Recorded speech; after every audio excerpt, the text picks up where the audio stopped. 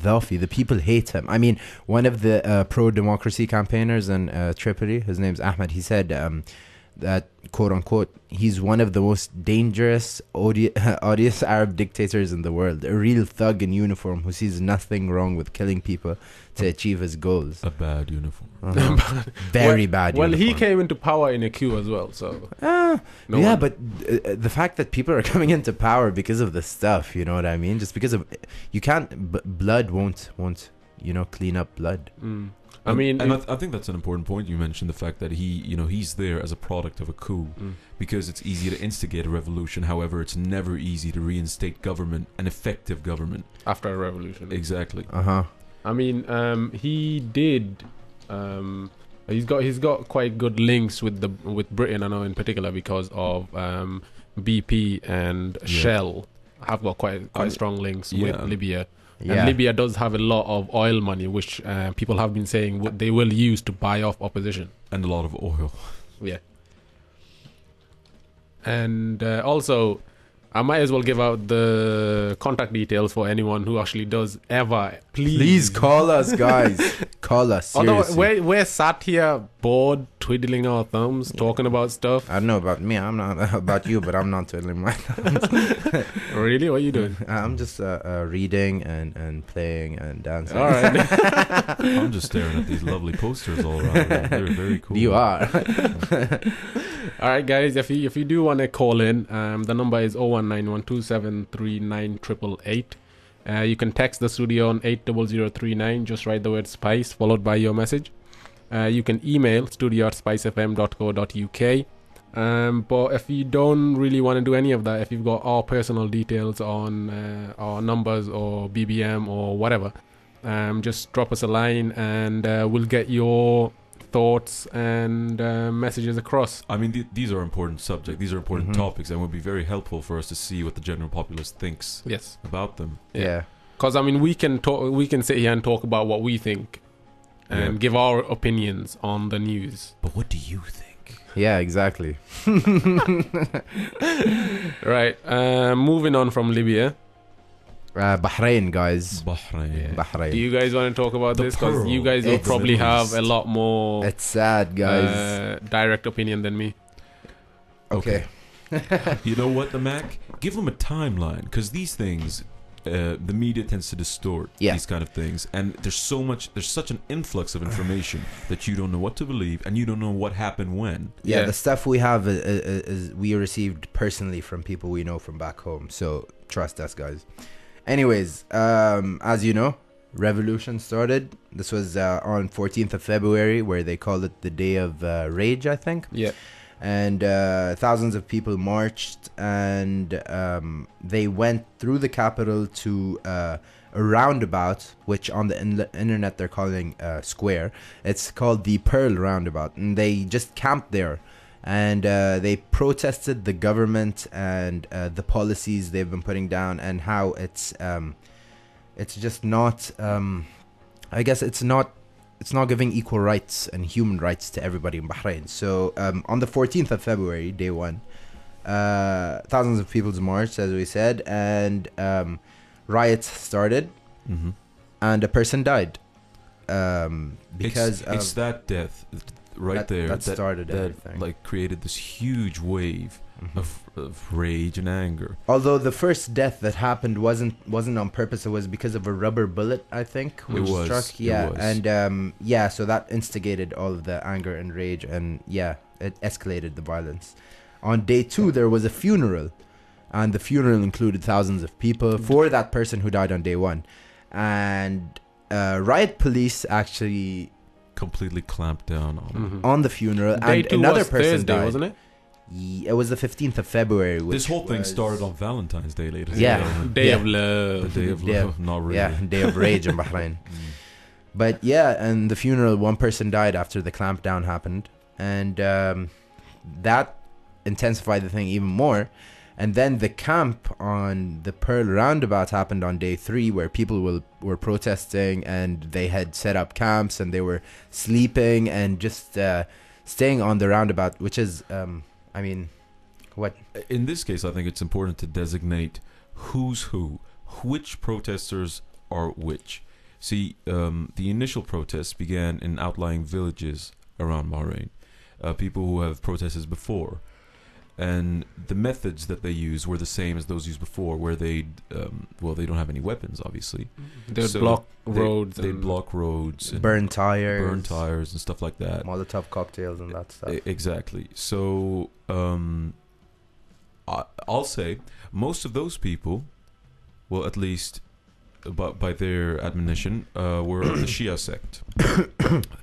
That doesn't mean that they are to blame, obviously. However, the Shia sect, or those people who do live in the villages, do feel that the government mistreats them, does not give them ample rights, and doesn't offer enough job opportunities, basically. Yeah. And after that, after they moved to the roundabout called Lulu, which means pearl. Pearl roundabout.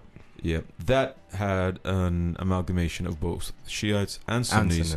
And the message changed. It wasn't down with the government. It was, change, reform. If you guys go online and you check out the pictures, they have pictures of people holding signs up saying no Shia, no Sunnis, just Bahrainis. Yeah.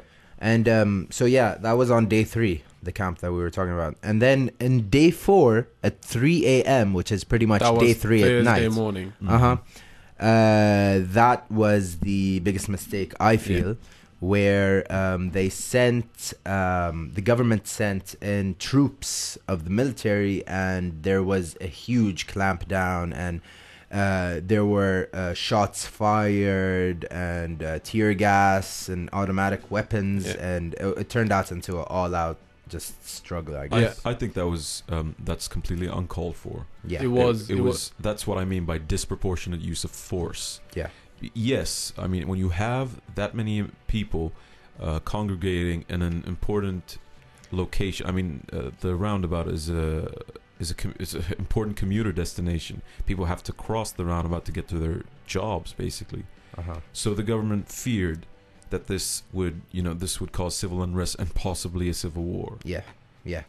I mean, it was. It's hard. You rule a country, and you have to deal with things like this. It's going to be so hard to actually do something which you think which would take care of the issues at hand. And for so many people, what were they? About 3,000 people on day 3, I think, just on one roundabout.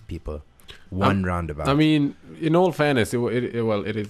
I wouldn't really know, but obviously to lead a country for so long, it would be difficult. But on that roundabout, on that day, at that time, in 3 o'clock in the morning, there were women and children, and some of them were asleep. And they sent armed personnel, riot police, and the army, and they clamped down hard. I would like to correct a piece of information, because I was completely enraged when I heard that. So I started inquiring, not reading the news, but asking people who were actually there. Yeah, the government basically gave, and I'm not justifying what they did. I'm just trying to, avoid any kind of bias. The government provided a 24-hour window for people to evacuate. And you had women police escort the elderly, outside, women, and children. And most of them did leave. However, it was mostly the extremists, I guess, who stayed back. There were those who were for peaceful reform, however, mixed in, and this is the case all the time. There's always a small, group of people who want to instigate the hate, who want to, cause radical change through violence. And they were basically, screaming bloody murder, down with the government, down with this and down with that. That was all on day 4, guys. That was the start of... And day 4 just kept going with riots all around. They went to a hospital. They started rioting at the hospitals. People people had to give blood, for the people who got injured, because apparently there were, around... 600 injuries, or 4 to 6, I think. The hospital was at capacity. Yeah, and apparently they were running low and on medication and medicine and supplies. On day 4 and day 5, the army were out in force on the streets. But then on day 5, the Crown Prince addressed the people. And I seriously love that about the Crown Prince. I mean, what he said was, we just need to sit down, we need to talk. He said this has never happened in his lifetime.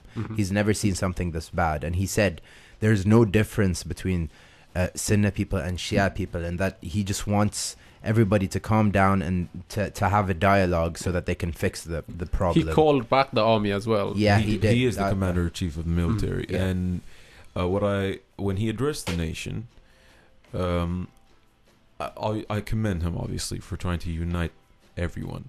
However, what I don't like, and I didn't like about this whole situation, was foreign press. And in this case, I'm not a politician, and I don't have experience with this kind of thing. However, when you can read foreign press and you can actually call people who are there, you get a completely different picture. Yeah, it's a different viewpoint.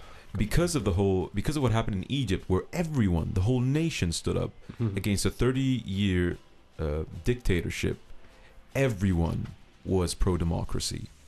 In this case, not everyone wanted, I can't say reform. Not everyone wanted down with the... Not everybody wanted Exactly. It wasn't one united idea. Yeah. Not everyone wanted, the monarchy to be abolished and the government to be completely revamped and changed. Mm-hmm. And I think that's an important thing.